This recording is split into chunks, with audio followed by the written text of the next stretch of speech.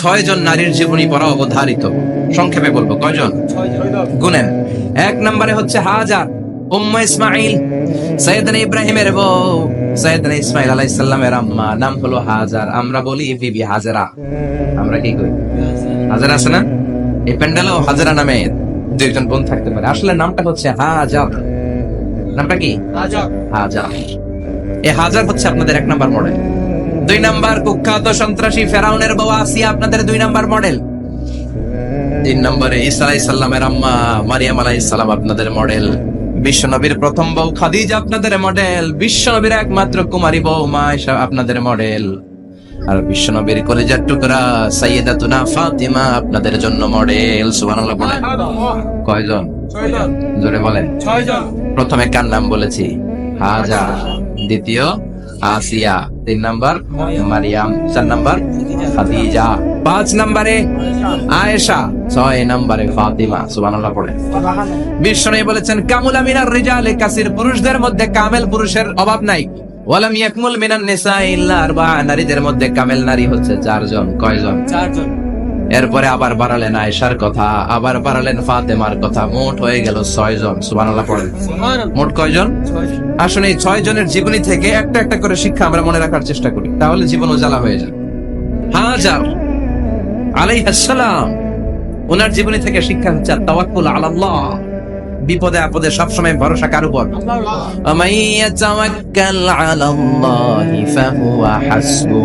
যে ব্যক্তি আল্লাহর উপর ভালো করে তাওয়াক্কুল করে, একমাত্র আল্লাহই তার জন্য যথেষ্ট হয়ে যায়। সুবহানাল্লাহ। সুবহানাল্লাহ পড়ছেন? পড়েন সুবহানাল্লাহ।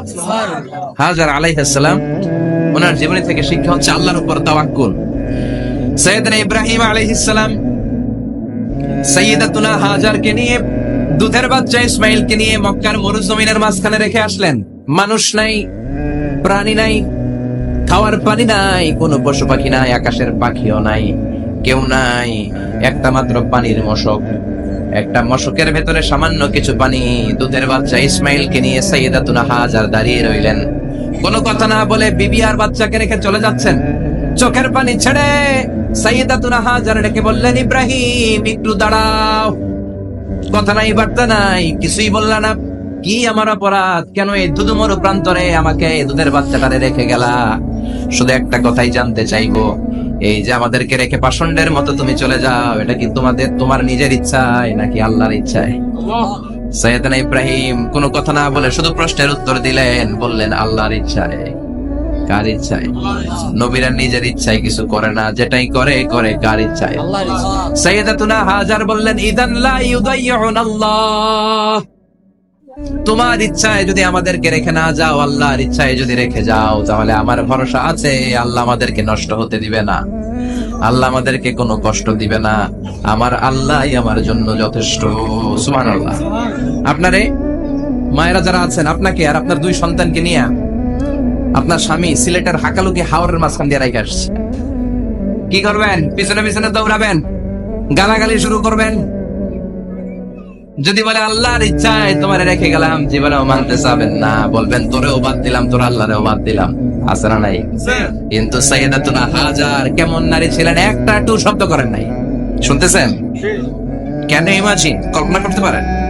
দুধুমরু প্রান্তর, খাওয়ার কিছু নাই, পান করার কিছু নাই, কথা বলার মতো একটা মানুষ নাই, রৌদ্রের তাপ মরুভূমির বালুর উপরে এমন ভাবে পড়ে। সৌদি আরবের মরুভূমি যারা দেখেছেন, প্রচন্ড বালুর মধ্যে চাল রেখে দিলে চালগুলো মরি হয়ে যায়। ওই প্রচন্ড মরুভূমির মধ্যে দাঁড়িয়ে বললেন, যদি আল্লাহর ইচ্ছা হয়, আমার আল্লাহ আমার জন্য যথেষ্ট। ঠিকই আল্লাহ যথেষ্ট হয়েছেন। এই মহিলাকে দিয়ে মক্কা আবাদ হয়েছে। মক্কায় কোনো মানুষ থাকতো না, এখন মক্কায় গেলে জায়গা পাওয়া যায়। 25 লক্ষ লোক আমরা হজ করেছি, প্রতিদিন 3 লক্ষ 4 লক্ষ মসজিদুল হারাম একসাথে জামাত। জুমার নামাজের দিন 5 লক্ষ 7 লক্ষ 10 লক্ষ হয়ে যায়। এতগুলো মানুষ আগে ছিল না। সব হলো সাইয়্যিদাতুনা হাজারের ইমানের ফসল। সুবহানাল্লাহ। এই নারী এখানে থাকলেন আল্লাহর উপর ভরসা করে, ইমানের পরীক্ষা দিতে লাগলেন। একদিনের ব্যবধানে খাওয়ার পানির মশকের পানি শেষ। ইসমাইল আলাইহিস সালামের পায়ের ধাক্কায় জমজমের পানি এলো। জুরহুম নামক একটা গোত্র যাচ্ছিল, তারা এসে ওনার হাতে মরিদ হলো। সুবহানাল্লাহ। তারা এসে বলল, আমাদেরকে শুধু জমজমের পানি খেতে দেন, আপনি যা বলবেন সব আমরা মেনে নিলাম। শুরু হলো মক্কার আবাদ। হাজার হাজার মানুষ বাড়তে শুরু করলো, মক্কা শহরের এক্সপানশন হলো, গোটা বিশ্ব থেকে লক্ষ লক্ষ মানুষ এখন মক্কার দিকে ছুটে চিল্লায় বলেন ঠিক কিনা? এজন্য আমার মায়েরা অনেক লম্বা জীবনী, তার একটা ঘটনাই বললাম, সাইয়্যিদাতুনা হাজার, ওনার জীবনী থেকে আমার মায়েদের বোনেদের জন্য শিক্ষা, তাওয়াক্কুল আলাল্লাহ। বাঁচি আর মরি, সুস্থ থাকি আর অসুস্থ থাকি, বিপদে থাকি আর যেই কোনো সমস্যায় থাকি না কেন, ভরসা করতে হবে একজনের উপর, তিনি কে? আল্লাহ। আল্লাহর উপর যে ভরসার মতো ভরসা করতে জানে, আমার আল্লাহই তার জন্য যথেষ্ট, ঠিক কিনা? তাহলে হাজার থেকে আমার বোনদের জন্য শিক্ষা হচ্ছে, তাওয়াক্কুল করব আমরা কার উপরে? ভরসা রাখবো কার উপর? না নৌকার উপর, না ধানের শীষ, নাকি লাঙ্গল, নাকি দাড়ি পাল্লা? ভরসা কার উপরে? সবসময় আত্তাওয়াক্কুল আলাল্লাহ, আল্লাহর উপর ভরসা করতে হবে আমার মায়েরা, আমার বোনেরা। 2 নম্বরে বলেছি কার কথা? আসিয়া রাদিয়াল্লাহু তাআলা আনহা আলাইহাস সালাম, ফেরাউনের স্ত্রী। এই মহিলা অনেক দামি মহিলা, মুসা আলাইহিস সালামের পালক মা। সুবহানাল্লাহ পড়েন। নিজের সন্তান ছিল না, সাইয়েদনা মুসা আলাইহিস সালামকে মায়ের মতো লালন পালন করেছেন। গোপনে গোপনে মুসা আলাইহিস সালামের উপর ঈমান এনেছেন। গোপনে গোপনে রাত্রি বেলা তাহাজ্জুদ করে চোখের পানি ছেড়ে চাইতেন কার কাছে? ফেরাউনের বউ আর ফেরাউনের ফিনান্স মিনিস্টার, অর্থমন্ত্রীর বউ, 2 জন লুকিয়ে কালিমা পড়ে মুসলমান। ফেরাউন কিছু জানে না। সুবহানাল্লাহ। কি আল্লাহর খেলা! ফেরাউন লক্ষ লক্ষ বনী ইসরাইলের ছোট্ট বাচ্চাকে জবাই করেছে একটা বাচ্চাকে ঠেকানোর জন্য, নাম কি? মুসা। আর ফেরাউনের ঘরে আল্লাহ মুসাকে বড় করলেন। কোন সুবহানাল্লাহ! লুকিয়ে লুকিয়ে ঈমান আনলো। ফেরাউনের বউ আসিয়া, অর্থমন্ত্রীর বউ, 2 জন মিলে ফেরাউনের কাছে ঘটনা পৌঁছে গেল, খবর পৌঁছে গেল। ফেরাউন ডেকে পাঠালো, দুধের বাচ্চাকে নিয়ে ফেরাউনের অর্থমন্ত্রীর বউ হাজির। কুখ্যাত সন্ত্রাসী ফেরাউনের নিজের বউ আসিয়াও হাজির। ফেরাউন বলে, এক আল্লাহর উপর কুফরির ঘোষণা দে, আল্লাহকে ভুলে যা, আমার পায়ের সামনে সেজদা দে, আমি মাফ করে দেব। আসিয়ার এক কথা, জীবন যাবে কিন্তু ঈমান যাবে না। ফেরাউনের অর্থমন্ত্রীর স্ত্রীরও এক কথা, যে আল্লাহর কাছে আমরা মাথা নত করেছি, পৃথিবীর কোন শক্তির কাছে ওই মাথার নত হতে পারে না। ফেরাউন বলল, তাই নাকি? দেখি তোদের ঈমানের পাওয়ার কত বড়। অর্ডার করলো, বিশাল বড় পাতিল নিয়ে আসো, কড়াই নিয়ে আসো, কড়াই ভর্তি তেল গরম করতে শুরু করো। টকবক টকবক করে কড়াইয়ের মধ্যে গরম তেল। ফেরাউন বলে, ও অর্থমন্ত্রীর স্ত্রী, তোমারে অনেক ভালো জানতাম, এখনই আমার পায়ের সামনে সেজদায় লুটিয়ে পড়ো, আল্লাহরে ছাড়ো, আমি তোরে ছেড়ে দেব। অর্থমন্ত্রীর বউ বলে, এত সোজা না। সুবহানাল্লাহ বলে।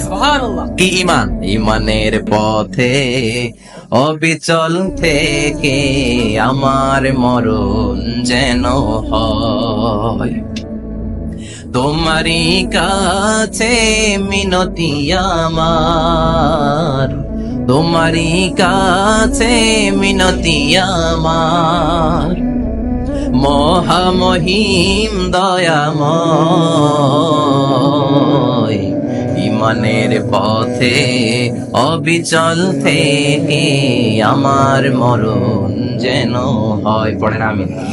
আবার পড়েন আমিন। এক কথা, আল্লাহর সামনে মাথা নত করেছি, কারোর সামনে করব না। ফেরাউন অর্ডার দিল, এই মহিলার দুধের বাচ্চাটারে টান দিয়ে আন, টকবক তেলের মধ্যে, কড়াইয়ের মধ্যে গরম তেলের মধ্যে ছেড়ে দে।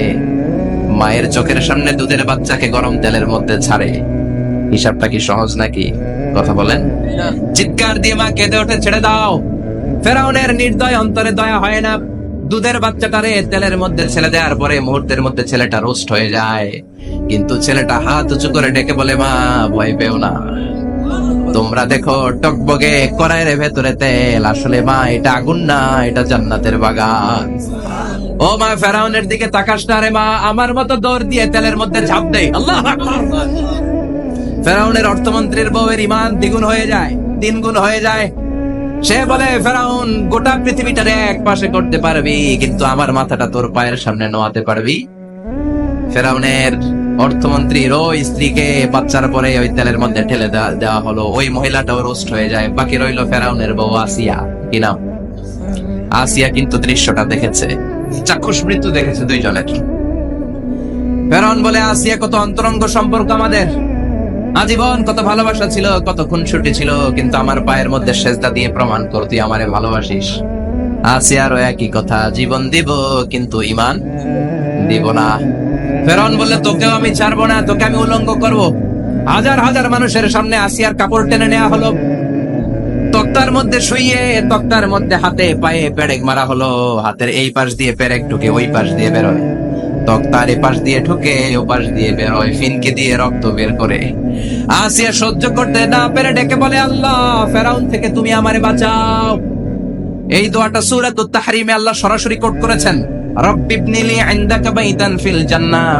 ও আল্লাহ মালিক, তোমার পাশে জান্নাতে একটা ঘর বানায়া দিও। এরকম একটা সংগীত আছে না নাই?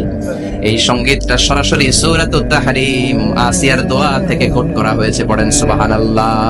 মালিক তুমি জান্নাতে তোমার পাশে আমায় একটি ঘর বানিয়ে দিও, একটি ঘর বানিয়ে দিও সে বিভীষিকাময় মহাদিনে, তোমার প্রতিবেশী করে নিও। মালিক তুমি জান্নাতে তোমার পাশে আমায় একটি ঘর বানিয়ে দিও, একটি ঘর বানিয়ে দিও। আল্লাহু আকবার। সেই 5000 বছর আগের দোয়া আজও আমরা তাফসীর মাহফিলে গান বানিয়ে বলি। 5000 বছর আগের কথা আজও আমরা কোরআনের আয়াত হিসেবে পড়ি। আল্লাহু আকবার। কি মাকবুল হয়েছেন মহিলাটা আল্লাহর দরবারে।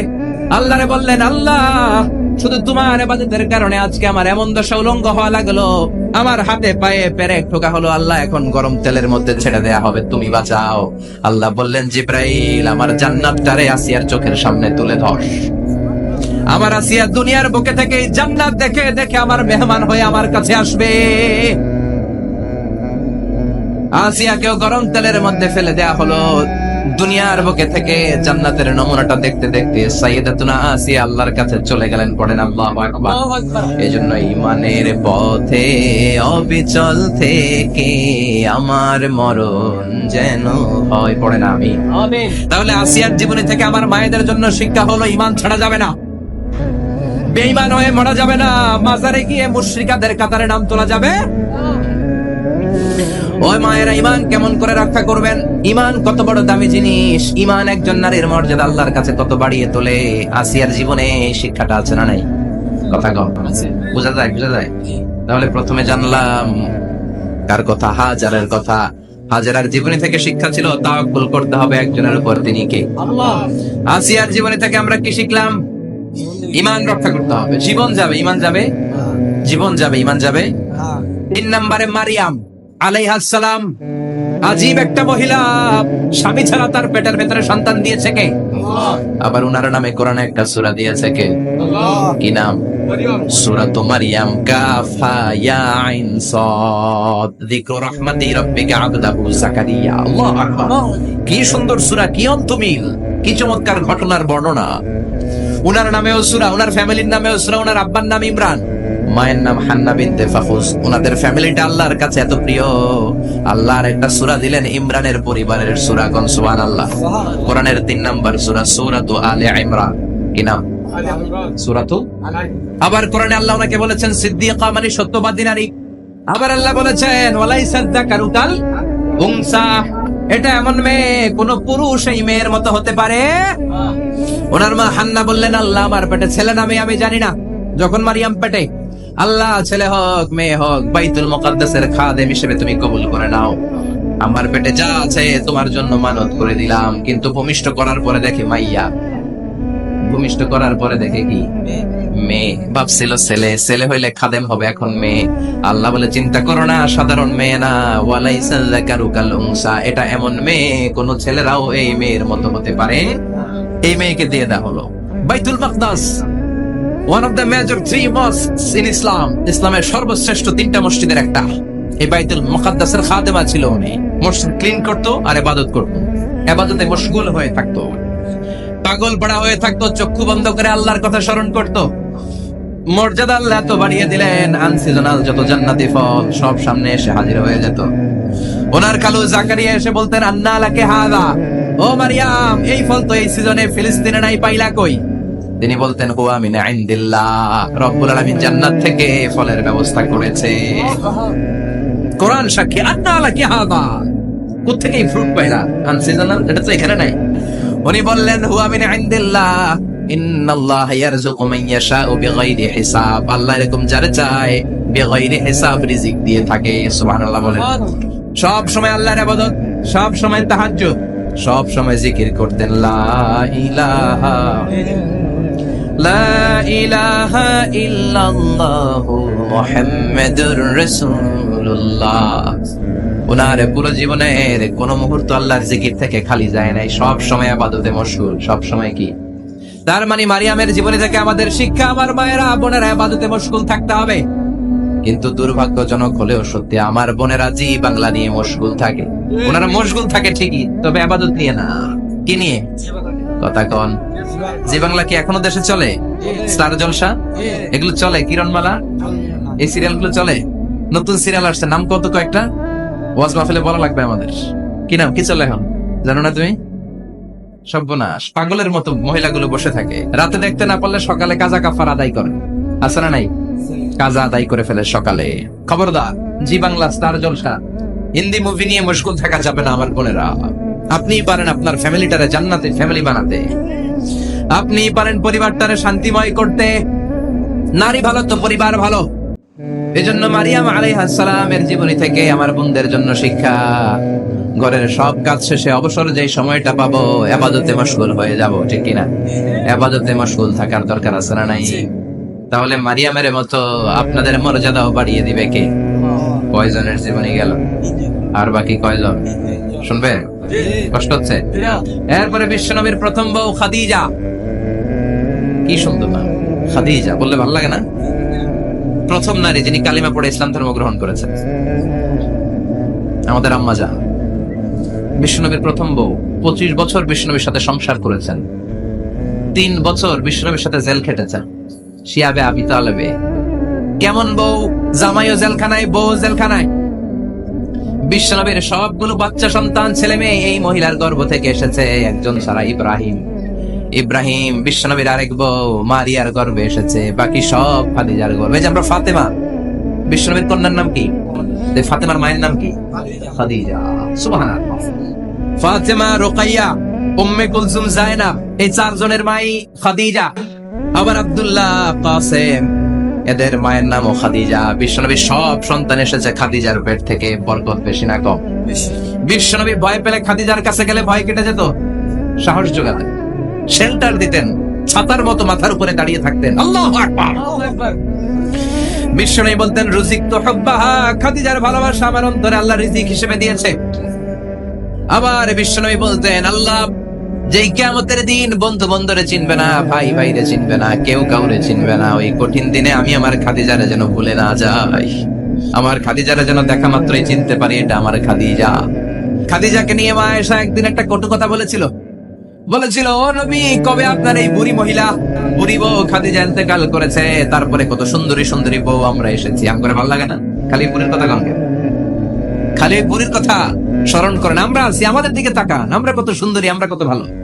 বিশ্বনবী রেগে গেলেন, মা আয়েশাকে এইভাবে ধরলেন। জীবনে কোনোদিন কোন স্ত্রীর গায়ে হাত তোলে নাই, শুধু ওই দিন মা আয়েশাকে এইভাবে ধরেছিলেন আর বলেছিলেন আয়েশা খবরদার জীবনে এই কথা বলবা না, আমার খাদিজা আমার বিপদের দিনের সঙ্গিনী, তোমরা আমার সুখের দিনের সঙ্গিনী, তোমরা কেউ আমার সাথে জেল খাটো নাই, খাদিজা আমার সাথে জেল খেটেছে 3 বছর। কয় বছর? আল্লাহু আকবার। কি মহিলা ছিল! বিশ্বনবীকে সবসময় আগলে রেখেছে, শেল্টার দিয়েছে, প্রতিভক্ত ছিল। খাবার নিয়ে বিশ্বনবীর জন্য এদিক সেদিক যেতেন, বিশ্বনবী না আসলে খেতেন না। বিশ্বনবীকে কলিজার চাইতো বেশি ভালোবাসতো, পতি যা বলবে তাই শুনতো। ও মায়েরা, খাদিজাতুল কুবরার জীবনী থেকে আপনাদের জন্য শিক্ষা হলো প্রতিভক্তি। কি ভক্তি? এখন প্রতিভক্তি নাই, আমরা করি নারী ভক্তি। এখন নারী নির্যাতন কমে গেছে বাংলাদেশে, বেড়ে গেছে পুরুষ নির্যাতন। কথা কন। এখন আমরা ভক্তি করা লাগে, আমরা ভক্তি না করলে ঘরে খাওয়ার নাই, এরকম ঝামেলা আছে না নাই? কথা বলেন। আপনাদের নাগাইশের মহিলারা অনেক ভদ্র, নাগাইশের মহিলারা নিশ্চয়ই পতিকে অনেক ভক্তি করে। মায়েরা, বোনেরা, আপনার স্বামী যদি আপনার উপর নাখোশ থাকে, আপনার ইবাদত আপনাকে বাঁচাতে পারবে না। বিশ্বনবী ফাতেমাকে বললেন, ফাতেমা তুমি বিশ্বনবীর মেয়ে হতে পারো, কিন্তু আলী যদি তোমার উপর নাখোশ থাকে তোমার সব শেষ, সব শেষ। আবার বিশ্বনবী বললেন, আমি যদি এক আল্লাহ ছাড়া কারো সামনে মাথাটা নত করার বিধান দিতাম। এক আল্লাহ ছাড়া যদি কাউকে সেজদা করতে আমি বলতাম, আমি দুনিয়ার সব নারীদের বলতাম স্বামীর পায়ে সেজদা দিয়ে পড়ে থাকো। কি সম্মান আল্লাহ দিলেন স্বামীকে। আপনার জান্নাত আপনার স্বামীর ভেতরেই। স্বামীকে সন্তুষ্ট করেন, স্বামীর আনুগত্য করেন, দেখবেন ফ্যামিলিটা সুন্দর হবে। আর স্বামীরা স্ত্রীদেরকে ভালোবাসেন, স্ত্রীদেরকে ভালোবাসার গল্প শোনাবেন, দামি দামি শাড়ি কিনে দিবেন, স্ত্রীর সাথে প্রেম নিবেদন করেন, ভালোবাসা নিবেদন করেন, সংসারটারে শান্তিপূর্ণ করে দিবে কে? তার মানে খাদিজাতুল কুবরার জীবনে থেকে শিক্ষা কি? বললা গেছি কি শিক্ষা? পতি ভক্তি। কি ভক্তি? স্বামীকে ভক্তি করা লাগবে, তা না হলে জান্নাত নাই। এরপরে বিশ্বনবীর একমাত্র কুমারী বউ নাম কি? আয়েশা। বিশ্বনবী বললেন উরিতু কি ফিল মানামি সালাসা লায়াল। আয়েশা, বিয়ের আগে তোরে কিন্তু আমি 3 বার স্বপ্নে দেখছিলাম। সুবহানাল্লাহ কইবেন না? বড্ড খুশি হয়ে গেলেন আয়েশা। এরপরে বললেন 3 বার স্বপ্ন দেখার পরে তোমার ব্যাপারে মনের মধ্যে কেমন কেমন যেন ভালো লাগে। তারপরে একটা ছোট্ট কাগজের মধ্যে, জান্নাতি কাগজ, রেশমি কাপড়ের মধ্যে তোমার চেহারাটা এনে জিব্রাইল বললেন দেখেন নবী কেমন লাগে। আমি কইলাম ভালো লাগে। কার মেয়ে? আপনার বন্ধু আবু বকরের মেয়ে। বিয়ে করবেন নাকি? বিশ্বনবী বললেন ও জিব্রাইল, তুমি যদি ঘটক হও, আল্লাহ যদি হয় গাজী, আমি মুহাম্মদ বিয়েতে রাজি। সুবহানাল্লাহ পড়েন। বিয়ে হয়ে গেল, কিন্তু ঘরে দামি ফার্নিচার নাই, টাকা পয়সাও তেমন নাই, কিন্তু আছে খালি সুখ। আছে কি? যেটা টাকা দিয়ে কিনা যায়। টাকা দিয়ে বাড়ি কিনা যায়, গাড়ি কিনা যায়, সুখ কিনা যায় নাকি? টাকা দিয়ে বিছানা কিনা যায়, বালিশ কিনা যায়, হোম কিনা যায় নাকি? কথা বলেন। এজন্য সুখ দেয়ার মালিক কে? দোকানে সুখ পাওয়া যায় না? গাইশ বাজারে তো সুখ বেছে না, বেচতে নিয়ে যাইতাম আছে গাড়িতে করে। সুখ বেছে? কথা কন। সুখ পাওয়া যায় না। সুখ দেয়ার মালিক একজন, তিনি কে? আল্লাহ। মা আয়েশা একমাত্র কুমারী বউ। আদর করে তিনি ডাকতেন হুমায়রা, আবার মাঝে মাঝে ডাকতেন ইয়া আয়েশু। আয়েশা না, আয়েশু সংক্ষেপ। এত ভালোবাসতেন মা আয়েশাকে। মা আয়েশা গ্লাসের যে জায়গা দিয়ে পানি খেতেন, বিশ্বনবী ওই জায়গায় মুখ লাগিয়ে পানি খেত। মা আয়েশা গোশতকে হাড্ডি ফেলে দিলে বিশ্বনবী ওই হাড্ডিটা নিয়ে চষতে শুরু করে দিত। সুবহানাল্লাহ। এক বালতি থেকে পানি নিয়ে দুইজনে গোসল করত। আবার বিশ্বনবীর সাথে সাথে মাঝে মাঝে বায়না ধরতো, মাঝে মাঝে রাগও করতো। সুবহানাল্লাহ কোন? স্বামী স্ত্রীর মধ্যে একটু রাগ আছে না নাই? রাগ থাকলে ওইটারে আবার ভালোবাসায় পরিণত করে দেয় কে? রাগ না থাকলে ভালোবাসা তো ভালোবাসাই। রাগ থাকতেই হবে, তাইলে ভালোবাসার মর্ম বোঝা যায়। চিল্লায় বলেন ঠিক কিনা? ক্ষুধা না থাকলে খাবারের মর্যাদা বোঝা যায় না। সারাদিন পেট ভরা, খাবার মজা বুঝবেন? ক্ষুধা, প্রচন্ড ক্ষুধা, তৃষ্ণার্ত, লেবুর শরবত পাইলে অমৃতের মতো লাগবে। প্রচন্ড ক্ষুধা, আজি বিরিয়ানি পাইছেন 1 প্লেট, ইচ্ছে মতো খাবেন, কিন্তু পেট ভর্তি, আজি বিরিয়ানি খাওয়া যাবে? এজন্য রাগ না থাকলে ভালোবাসা যে কত দামি, ভালোবাসা যে আল্লাহর পক্ষ থেকে কত বড় নেয়ামত বোঝা যায় না। মাঝে মাঝে মা আয়েশা রাগ করতেন। শুনতেছেন? বিশ্বনবী বলেন আয়েশা, কখন তুমি রাগ করো, কখন তুমি আমারে ভালোবাসো আমি বুঝি। সুবহানাল্লাহ পড়েন। মা আয়েশা বললেন কেমনে বোঝেন? বিশ্বনবী বললেন যখন তুমি রাগ করো তখন নামাজের পরে দোয়ার মধ্যে বলো, ও ইব্রাহিম আলাইহিস সালামের আল্লাহ, আপনি আমার উপর দয়া করেন। তার মানে তুমি রাগ করে আছো, আমার নাম নাও নাই। আর যখন আমার উপর খুশি থাকো নামাজের পরে দোয়াতে বলো, মুহাম্মদ সাল্লাল্লাহু আলাইহি ওয়াসাল্লামের আল্লাহ, আপনি আমাদের উপর রহমত করে। তার মানে খুশির সময় তুমি আমার নাম নাও, রেগে গেলে অন্য নবী দিয়ে দোয়া সেরা দাও, রেগে গেলে আমার নামটা নাও না। মা এসে বলে নবী গো, আমি তো শুধু নামটাই মুখ দিয়ে নেই না, কিন্তু কলিজা থেকে তো আপনারে বাদ দিতে পারি না। আল্লাহু আকবার! কি ভালোবাসা! মা এসে বলতেন আমি যখন বিশ্বনবীর সাথে শীতের রাতে এক লেপের নিচে ঘুমাতাম তখন জিব্রাইল অভিনাজিল করতো। সুবহানাল্লাহ নাই? সুবহানাল্লাহ। কোন স্ত্রীর সাথে অন্তরঙ্গ বসবাসের সময় কোরআনের অভিনাজিল হতো না। একমাত্র মা আয়েশার সাথে যখন এক বিছানার এক লেপের নিচে দুইজন শুয়ে আছে, কোরআনের আয়াত নাজিল করছে কে? আবার মা আয়েশা বলছেন আমার কারণে ও মুসলিম উম্মাহ তোমরা তায়াম্মুমের বিধান পেয়েছো। ফাতায়াম্মামু সাঈদান তাইয়্যিবা। মা আয়েশা একটা যুদ্ধে গিয়েছিলেন, যুদ্ধ থেকে ফেরার পথে মা আয়েশার গলার লকেট নাই। মাঝে মাঝে হয় না, মহিলা গলার লকেট পায় না, পুরা বাড়ি আগুন করে ফেলেছে, লকেট নাই, লয়ে গেল রে, নিয়ে গেল রে, হারাইলাম রে। মা আয়েশার লকেট নাই। লকেট হারানোর পরে মা আয়েশা কান্নাকাটি। বিশ্বনবী বললেন থামো। অনেকক্ষণ থামার পরে লকেট খুঁজে পায় না, সবাই খোঁজাখুঁজি, লকেট কই, লকেট কই, লকেট খুঁজে পায় না। ওদিক দিয়ে মাগরিবের নামাজের সময়ও শেষ। নামাজের সময় শেষ, আর যেই জায়গায় লকেট খোঁজার জন্য থামা হয়েছে ওই জায়গায় আবার পানি নাই, পানি সামনে, পানির দিকেও যেতে পারে না, লকেটও খুঁজে পায় না, নামাজও পড়া যায় না। সব সাহাবীরা মিছিল শুরু করছে, আবু বকর রে ধর ধর ধর, আবু বকর রে ধর। আবু বকরের মেয়ের কারণে নামাজ আমাদের চলে যাচ্ছে। সাইয়েদনা আবু বকর ঘটনা বেসামাল দেখে আয়েশার কাছে গেল, যে দেখে বিশ্বনবী মা আয়েশার কোলের মধ্যে ল্যাপের মধ্যে মাথা দিয়ে শুয়ে আছে।